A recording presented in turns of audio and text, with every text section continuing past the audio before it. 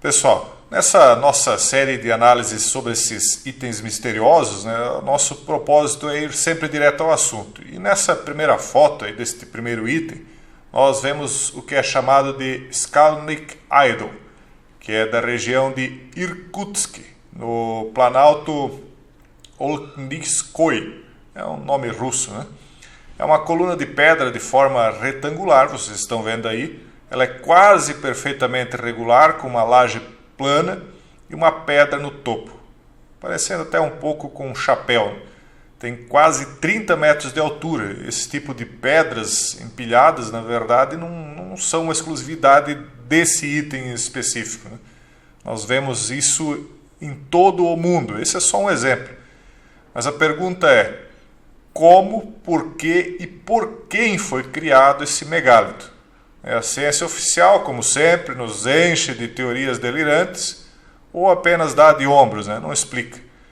Mas aqui qualquer um pode ver que isso aí não tem uma origem natural, ou seja, a natureza não criou isso espontaneamente e alguém ergueu isto. Mas para que alguém ergueria algo assim pesado, no meio do nada, assim, para aparentemente nada?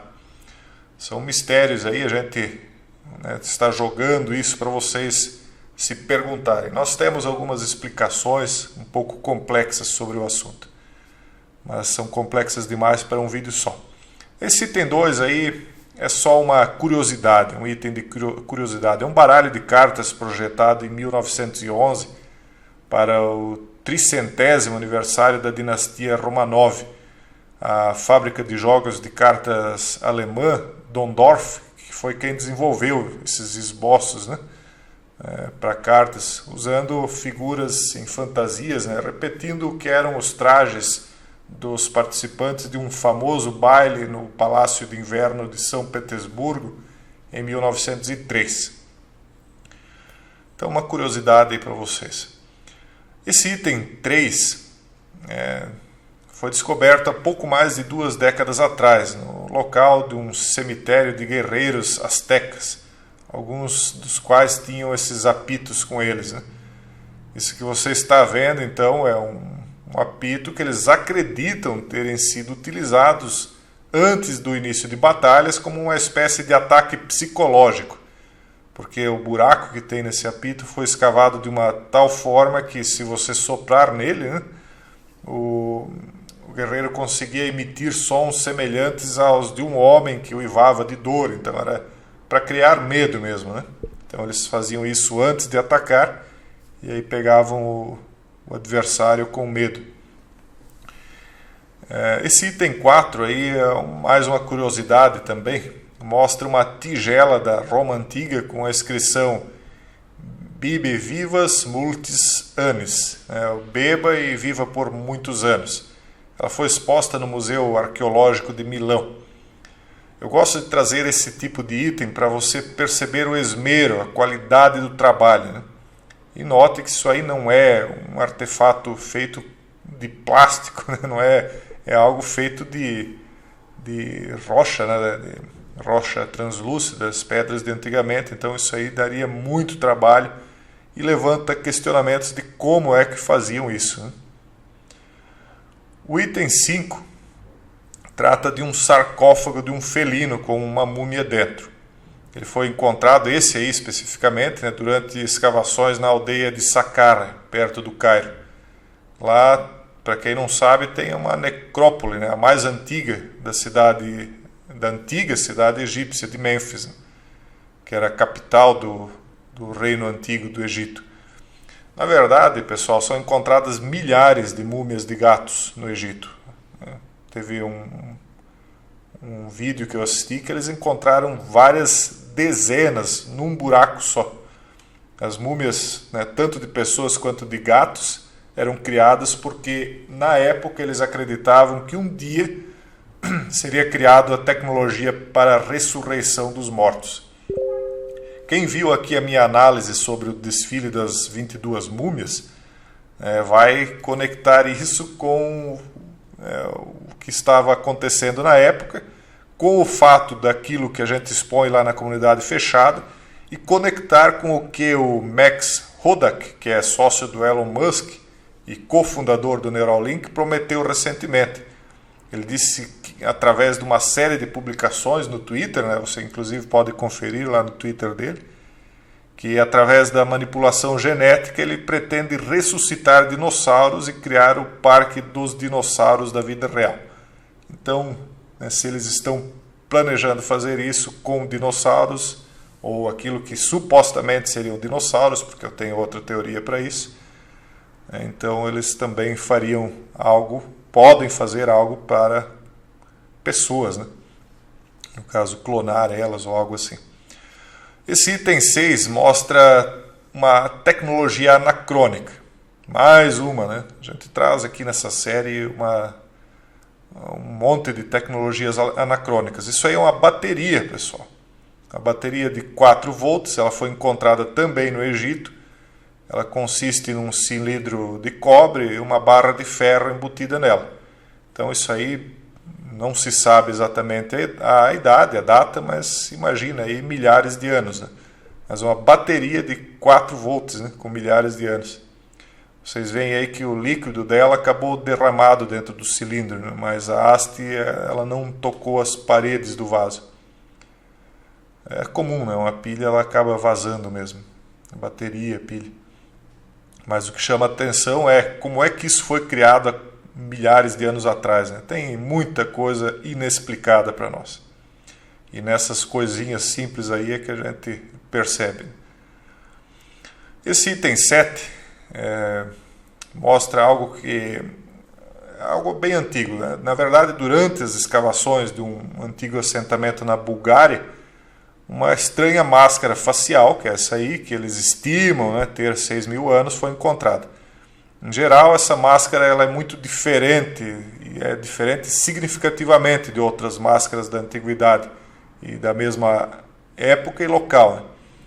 O objetivo dela não foi estabelecido, né?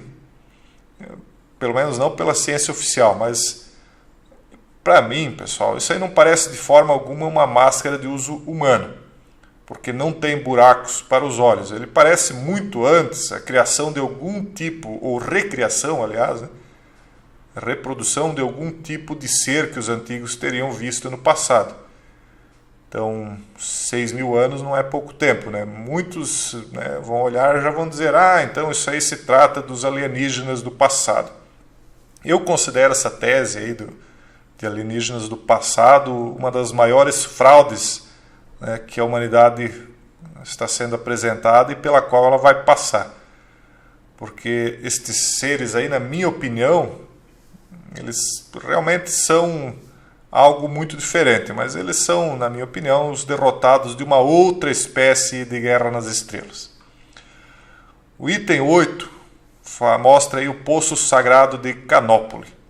Ele está localizado no centro histórico de Perfugas, na província de Sassari, e ele foi construído, estimam, né, na Idade Média do Bronze. A Idade Média do Bronze ela foi mais ou menos de 3.400 a.C. até 600 a.C.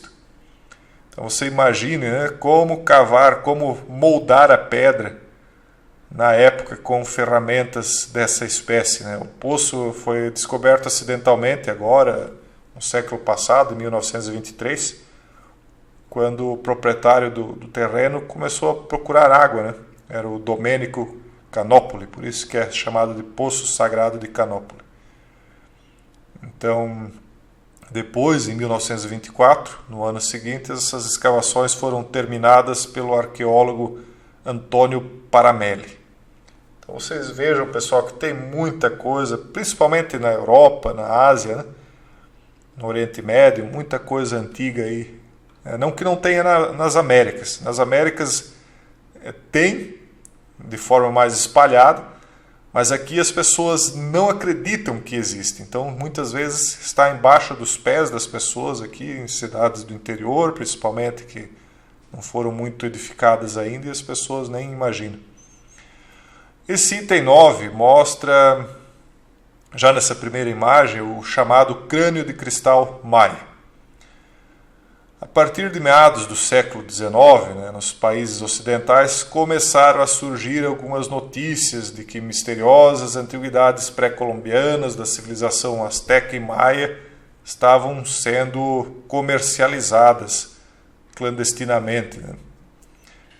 E aí surgiu então a informação de que uma dessas antiguidades eram esses crânios, que teriam centenas ou milhares de anos, ninguém sabe explicar direito.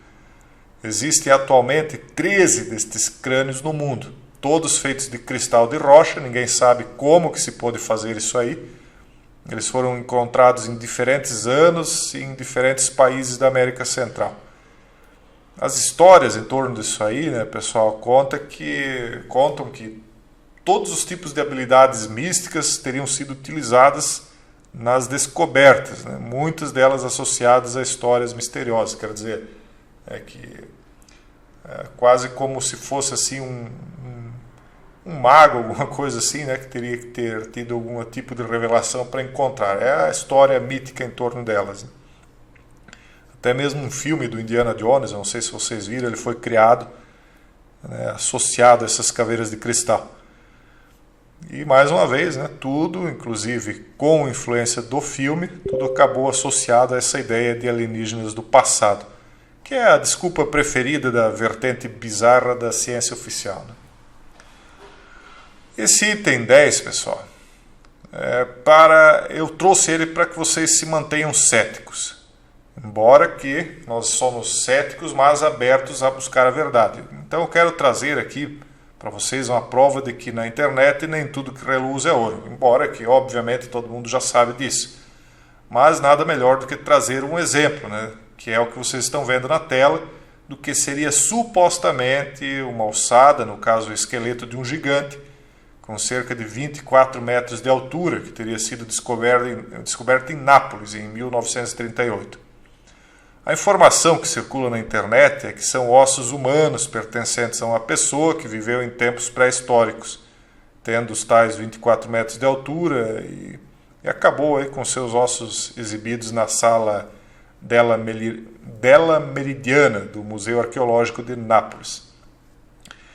Então, na internet se lê que isso aí foi exposto em 1938, quando a equipe do arqueólogo Amadeu Mauri o teria descoberto perto do templo de Júpiter, na Acrópole de Com, onde os gregos colocavam a área sagrada da cidade, o que seriam então impressionantes restos de ossos associados ao crânio, braço e fêmur. Só que assim, pessoal, na verdade esses ossos não são reais. Na verdade, essa exposição não é de 1938, é de 2015. Foi obra de um grupo artístico, isso aí tudo, um grupo artístico italiano chamado Brigatais.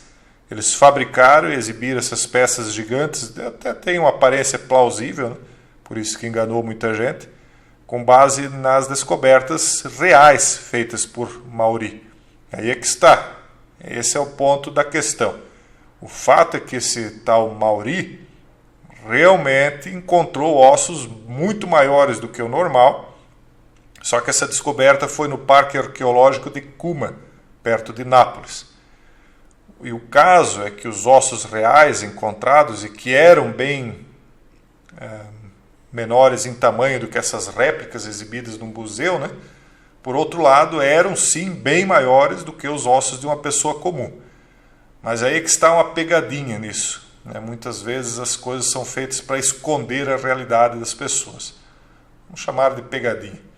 É que os ossos gigantes reais, eles não foram expostos. Foram encontrados, mas não foram expostos e nem se tornaram motivos de comentários na época.